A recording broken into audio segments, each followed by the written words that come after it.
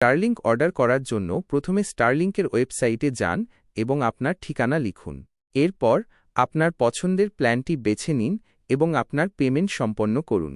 সাধারণত আপনার কিটটি আসতে কয়েক সপ্তাহ সময় লাগতে পারে। স্টারলিংক সেটআপ করা বেশ সহজ।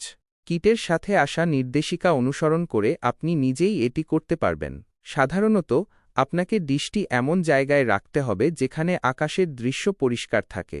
এরপর রাউটারটিকে পাওয়ারের সাথে সংযুক্ত করে স্টারলিংক অ্যাপের মাধ্যমে সেটআপ সম্পন্ন করতে হবে।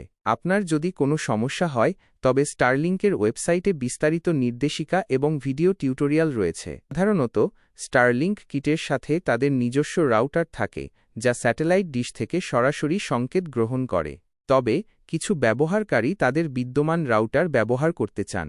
এর জন্য স্টারলিংক রাউটার থেকে একটি ইথারনেট অ্যাডাপ্টার ব্যবহার করে আপনার রাউটারের সাথে সংযোগ স্থাপন করতে হতে পারে। তবে এই প্রক্রিয়াটি কিছুটা জটিল হতে পারে এবং এর জন্য আপনার রাউটারের সেটিংস পরিবর্তন করার প্রয়োজন হতে পারে।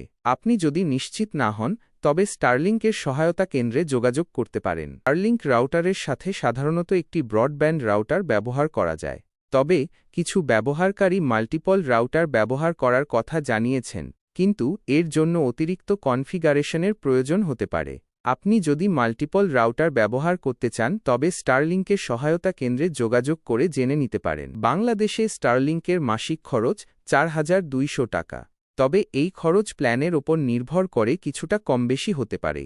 সাধারণত স্টারলিংক ওয়েবসাইটে দেওয়া বিভিন্ন পেমেন্ট অপশন ব্যবহার করে বিল পরিশোধ করা যায়। টেকনোমিজ চ্যানেলের দর্শকদের যদি আমার এই ভিডিওটি ভালো লেগে থাকে তাহলে অবশ্যই লাইক, কমেন্ট ও শেয়ার করবেন।